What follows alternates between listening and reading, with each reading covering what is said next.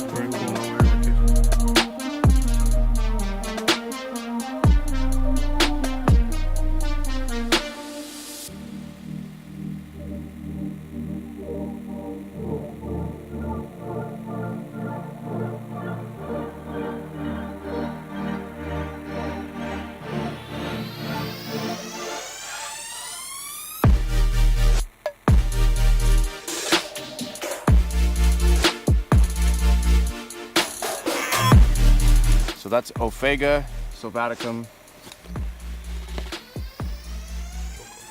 Choco region. Just tucked underneath. You go into this one.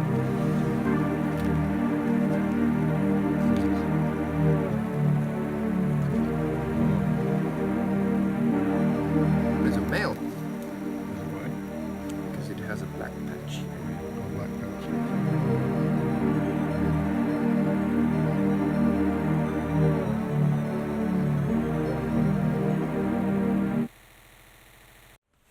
So the lizards. I'm a lizard guy. I told you that. This is what I was the most excited about, was the lizards. Annelioides, Annelioides, Annelioides, whatever you want to call them. Sick lizards.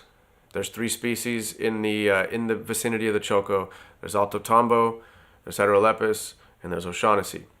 O'Shaughnessy are a little bit more kind of up the hillside, but Alto Tambo and Heterolepis were definitely in our area.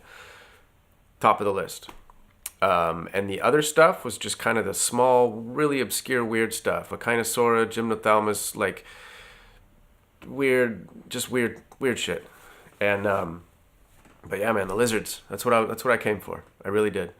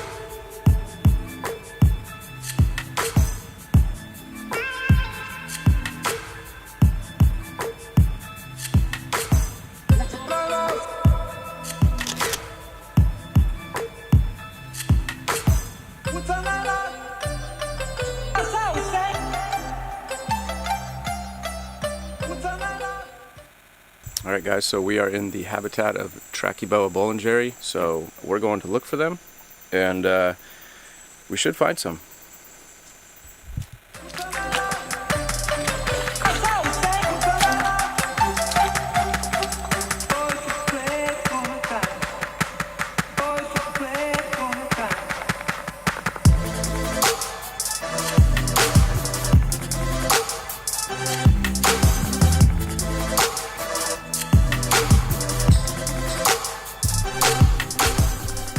Trachyboa bolingeri, Ecuadorian endemic. Yeah, are they endemic or just the Chaco region? Chaco endemic. Yeah, we have another Trachyboa that's endemic to Ecuador, but we haven't seen that animal since probably in the last 20 years. Oh wow. Yeah, it's missing for the reptiles book, and we are searching for that. We have the location, but people hasn't seen it. So there's 2 species of this genus. Yep. Crazy.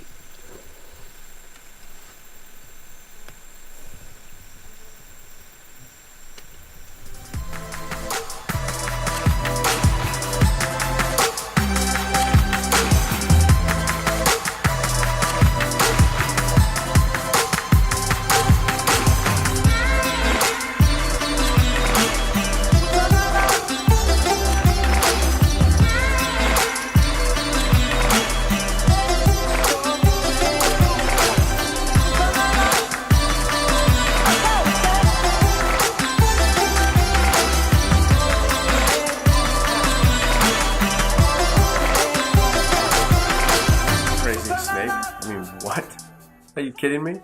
These things are insane, dude. They look like, I don't know, they don't look like snakes, not the head. The head is like one of those crazy things you see on Facebook with like spikes and leech shit coming all off of it. Crazy snakes. I We knew about these snakes.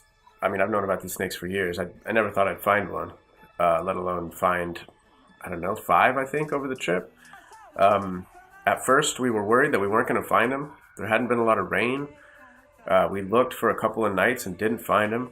And then it was actually funny. It was really cool.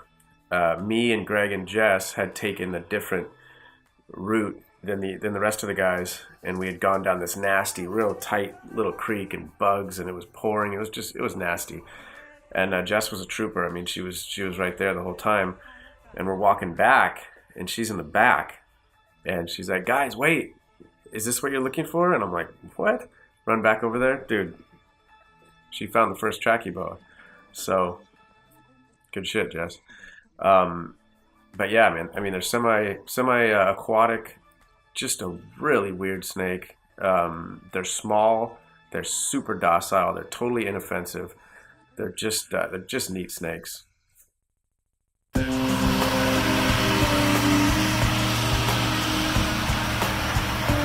on the back of that truck.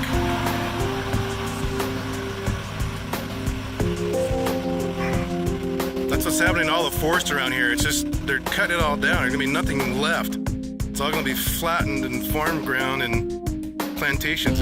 All this beautiful forest is gonna be gone.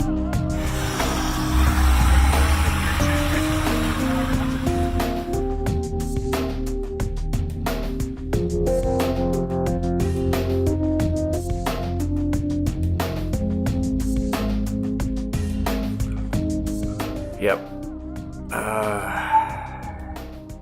The shittiest part about these trips is kind of facing the reality of what's really happening down there. And, you know, sitting in the US, sitting in California, sitting in Europe, wherever you are, you're far removed from what's happening. And I'm far removed from what's happening. But when you're down there and you're staying at these lodges, and 4 or 5 times a day, you hear the rumbling of these trucks, and you go out on the deck and you just see 10 to 15 old growth trees every single day, even more, on the back of these trucks being driven away from the forest. It's heartbreaking. It really is. I mean, you're seeing it happening, and it's just insane. I mean, there's rainforests all over the world. In this specific instance, we're talking about the Choco, which is a very unique forest. There's very little of it left. And there's 2 foundations that are very worthwhile. Number 1 is Save the Choco, and number 2 is the Hokotoco Foundation. Either one of these places are an excellent way to get involved, to donate, and just to start learning about what's going on down there and what still can be done, what we can still do, how to save the remaining tiny bit of this forest, and just how to get involved. And I've already checked them out. I'm going to be donating.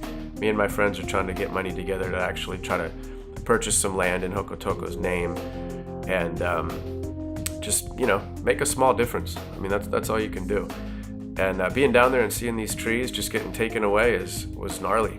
It opened my eyes. I felt like I needed to do this, and I'm happy to do it.